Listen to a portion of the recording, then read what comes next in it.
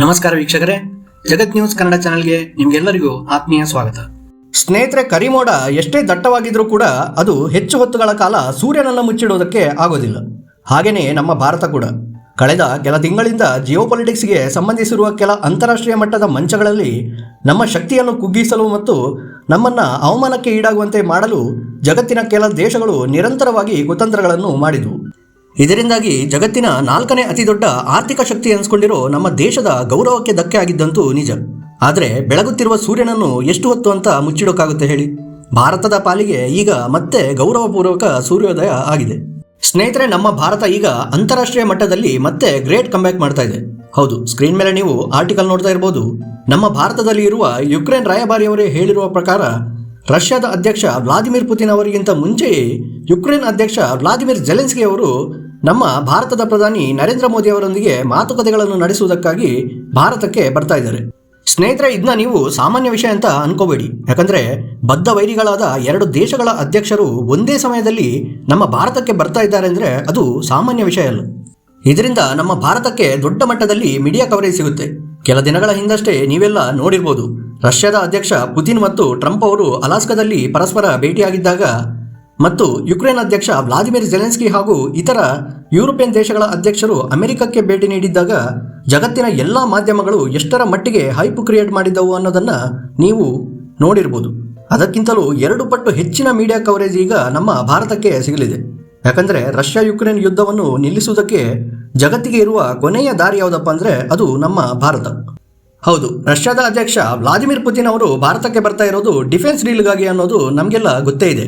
ಆದರೆ ಯುಕ್ರೇನ್ ಅಧ್ಯಕ್ಷ ಝೆಲೆನ್ಸ್ಕಿ ಅವರು ಅಚಾನಕ್ ಆಗಿ ಭಾರತಕ್ಕೆ ಬರ್ತಾ ಇರೋದಕ್ಕೆ ಪ್ರಮುಖ ಕಾರಣ ಏನಪ್ಪಾ ಅಂದ್ರೆ ಅದು ಝೆಲೆನ್ಸ್ಕಿ ಮತ್ತು ಯುರೋಪಿಯನ್ ದೇಶಗಳಿಗೆ ಅಮೆರಿಕ ಮತ್ತು ಡೊನಾಲ್ಡ್ ಟ್ರಂಪ್ ಅವರ ಮೇಲೆ ಹೆಚ್ಚಾಗಿರುವ ಅವಿಶ್ವಾಸ ಮತ್ತು ಕ್ಲೀನ್ ಅಂಡ್ ಫೇರ್ ಆಗಿರುವ ನಮ್ಮ ಭಾರತದ ಫಾರಿನ್ ಪಾಲಿಸಿಗಳು. ಹೌದು, ಯುಕ್ರೇನ್ ಮತ್ತು ಯುರೋಪಿಯನ್ ದೇಶಗಳಿಗೂ ಚೆನ್ನಾಗಿ ಗೊತ್ತು, ಡೊನಾಲ್ಡ್ ಟ್ರಂಪ್ ಅವರು ಲಾಭ ಇಲ್ಲದೆ ಯಾವುದೇ ಕೆಲಸ ಮಾಡೋದಿಲ್ಲ. ಊರಿಗೆಲ್ಲ ನಾನೇ ಪಾಳೆಗಾರ ಅನ್ನೋ ಹಾಗೆ ಜಗತ್ತಿನ ಎಲ್ಲ ದೇಶಗಳನ್ನು ಸೈಡಿಗಿಟ್ಟು ತಾನೊಬ್ಬನೇ ಎದುರಿಗೆ ನಿಂತು ರಾಜಿ ಮಾಡೋದಕ್ಕೆ ಇಳಿದಿದ್ರು. ಆದರೆ ರಷ್ಯಾ ಇದಕ್ಕೆಲ್ಲ ಕ್ಯಾರೆ ಅನ್ನಲಿಲ್ಲ. ಅಷ್ಟೇ ಅಲ್ಲದೆ ಪುತಿನ್ ಅವರನ್ನು ಯುದ್ಧ ನಿಲ್ಲಿಸುವಂತೆ ಒಪ್ಪಿಸುವ ಸಾಮರ್ಥ್ಯ ಮತ್ತು ಪ್ರೌಢಿಮೆ ನಮ್ಮ ಭಾರತ ದೇಶಕ್ಕೆ ಮಾತ್ರ ಇರೋದು ಅನ್ನೋ ಸತ್ಯ ಈಗ ಝೆಲೆನ್ಸ್ಕಿ ಅವರಿಗೆ ಅರಿವಾಗಿದೆ. ಯಾಕಂದ್ರೆ ಟ್ರಂಪ್ ಒಬ್ಬ ಬಿಸ್ನೆಸ್ ಮ್ಯಾನ್. ನಾನು ರಷ್ಯಾ ಯುಕ್ರೇನ್ ಯುದ್ಧ ನಿಲ್ಲಿಸಿದ್ರೆ ಯುಕ್ರೇನ್ನಲ್ಲಿರುವ ರೇರ್ ಅರ್ತ್ ಖನಿಜಗಳ ಗಣಿಗಳನ್ನು ನನ್ನ ವಶಕ್ಕೆ ನೀಡಬೇಕು ಅನ್ನೋ ಷರತ್ತನ್ನು ಕೂಡ ಅವರು ಇಟ್ಟಿದ್ದಾರೆ. ಆದರೆ ನಮ್ಮ ಭಾರತ ಹಾಗಲ್ಲ. ಲೋಕ ಸಮಸ್ತ ಸುಖಿನೋ ಭವಂತು ಅನ್ನೋ ಹಾಗೆ ನಿಸ್ವಾರ್ಥ ಭಾವದಿಂದ ರಷ್ಯಾ ಮತ್ತು ಯುಕ್ರೇನ್ ನಡುವೆ ಯುದ್ಧ ಶುರುವಾದ ಮೊದಲನೇ ದಿನದಿಂದಲೂ 2 ದೇಶಗಳ ನಡುವೆ ಶಾಂತಿ ಮಾತುಕತೆಗಾಗಿ ನಮ್ಮ ದೇಶದ ಬಾಗಿಲು ನಿಮಗೆ ಸದಾ ತೆರೆದಿರುತ್ತೆ ಅಂತ ಹೇಳ್ಕೊಂಡೇ ಬಂದಿತ್ತು. ಸ್ನೇಹಿತರೆ, ಝೆಲೆನ್ಸ್ಕಿ ಅವರ ಭಾರತ ಭೇಟಿಗೆ ಇನ್ನೊಂದು ಕಾರಣ ಏನಪ್ಪಾ ಅಂದ್ರೆ ಅದು ಯುಕ್ರೇನ್ ದೇಶದ ಪುನರ್ನಿರ್ಮಾಣ. ಹೌದು, ಯುದ್ಧದಿಂದ ಪೂರ್ತಿ ಹದಗೆಟ್ಟು ಹೋಗಿರುವ ಯುಕ್ರೇನ್ ದೇಶದ ಇನ್ಫ್ರಾಸ್ಟ್ರಕ್ಚರ್ಗಳ ಪುನರ್ನಿರ್ಮಾಣ ಮಾಡೋದಕ್ಕಾಗಿ ಈಗ ಯುಕ್ರೇನಿಗೆ ಭಾರತದ ನೆರವು ಅಗತ್ಯವಾಗಿ ಬೇಕೇ ಬೇಕು. ಯಾಕಂದ್ರೆ ನಮ್ಮ ಭಾರತದ ಬಳಿ ನಿರ್ಮಾಣ ಕಾರ್ಯಗಳಿಗೆ ಬೇಕಾಗುವ ಉಪಕರಣಗಳು ಮತ್ತು ಸ್ಕಿಲ್ಡ್ ಲೇಬರ್ಸ್ಗಳ ಸಂಖ್ಯೆ ಅಪಾರ ಪ್ರಮಾಣದಲ್ಲಿದೆ. ಈ ಹಿಂದೆ ಇಸ್ರೇಲ್ ಕೂಡ ತನ್ನ ದೇಶದ ಪುನರ್ನಿರ್ಮಾಣಕ್ಕಾಗಿ ನಮ್ಮ ಭಾರತದಿಂದ 16,000 ಸಂಖ್ಯೆಯಲ್ಲಿ ಪರಿಣಿತ ಕಟ್ಟಡ ಕಾರ್ಮಿಕರನ್ನು ಇಸ್ರೇಲ್ಗೆ ಕರೆಸಿಕೊಂಡು ಅವರಿಗೆ ಕೆಲಸದ ಜೊತೆಗೆ ಉತ್ತಮ ವೇತನವನ್ನು ಕೂಡ ನೀಡ್ತಾ ಇರೋದು ನಿಮಗೆಲ್ಲ ಈಗಾಗಲೇ ಗೊತ್ತೇ ಇರಬಹುದು. ಹಾಗಾದ್ರೆ ಈಗ ಭಾರತ ಹೇಳಿದ್ರೆ ವ್ಲಾದಿಮಿರ್ ಪುತಿನ್ ಅವರು ಯುದ್ಧ ನಿಲ್ಲಿಸಿಬಿಡ್ತಾರಾ ಅಂತ ನೀವೆಲ್ಲ ಕೇಳೋದಾದ್ರೆ ಇಡೀ ಜಗತ್ತೇ ಹೇಳ್ತಾ ಇದೆ ರಷ್ಯಾ ಭಾರತದ ಹಣದಲ್ಲಿ ಯುಕ್ರೇನ್ ವಿರುದ್ಧ ಯುದ್ಧ ಮಾಡ್ತಾ ಇದೆ ಅಂತ. ಅದು ಒಂದು ಲೆಕ್ಕದಲ್ಲಿ ನಿಜ ಕೂಡ. ಯಾಕಂದ್ರೆ ಭಾರತ ಕಚ್ಚಾ ತೈಲದ ಬದಲಿಗೆ ಪ್ರತಿ ತಿಂಗಳು $5 ಬಿಲಿಯನ್ ಮೊತ್ತದ ಹಣವನ್ನು ರಷ್ಯಾ ದೇಶಕ್ಕೆ ನಗದು ರೂಪದಲ್ಲಿ ನೀಡ್ತಾ ಇದೆ. ಇವತ್ತಲ್ಲ ನಾಳೆ ಯುದ್ಧ ನಿಲ್ಲಿಸಲೇಬೇಕು. ಆದರೆ ಈ ಯುದ್ಧವನ್ನು ನಿಲ್ಲಿಸಿದ ಕ್ರೆಡಿಟ್ ಇದೆಯಲ್ಲ ಅದು ಡೊನಾಲ್ಡ್ ಟ್ರಂಪ್ ಅಥವಾ ಯುರೋಪಿಯನ್ ದೇಶಗಳಿಗೆ ಸಿಗಬಾರ್ದು ಅನ್ನೋ ಭಾವನೆ ರಷ್ಯಾದ ಅಧ್ಯಕ್ಷ ವ್ಲಾದಿಮಿರ್ ಪುತಿನ್ ಅವರ ಮನಸ್ಸಲ್ಲೂ ಕೂಡ ಇದೆ.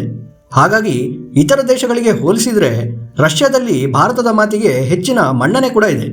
ಜಗತ್ತಿನ ಯಾವುದೇ ದೇಶಗಳ ಸಹಾಯವೇ ಇಲ್ಲದೆ ನಾನೊಬ್ಬನೇ ರಷ್ಯಾ ಮತ್ತು ಯುಕ್ರೇನ್ ನಡುವಿನ ಯುದ್ಧವನ್ನು ನಿಲ್ಲಿಸಿಬಿಡ್ತೀನಿ ಮತ್ತು ಅದಕ್ಕಾಗಿ ನನಗೆ ನೊಬೆಲ್ ಪ್ರಶಸ್ತಿ ಕೂಡ ಕೊಡಬೇಕು ಅಂತ ಇದ್ದ ಡೊನಾಲ್ಡ್ ಟ್ರಂಪ್ ಮಹಾಶಯ ಯುಕ್ರೇನ್ ದೇಶವನ್ನು ನಡು ನೀರಿನಲ್ಲಿ ಮುಳುಗೋದಕ್ಕೆ ಬಿಟ್ಟು ಈಗ ತಾನೇ ಇನ್ನೊಂದು ದೇಶದ ಮೇಲೆ ಆಕ್ರಮಣ ಮಾಡೋದಕ್ಕೆ ತನ್ನ ನೌಕಾಸೇನೆಯನ್ನು ವೆನೆಜುವೆಲಾ ದೇಶದ ಕಡೆಗೆ ಕಳುಹಿಸಿಕೊಟ್ಟಿದ್ದಾರೆ.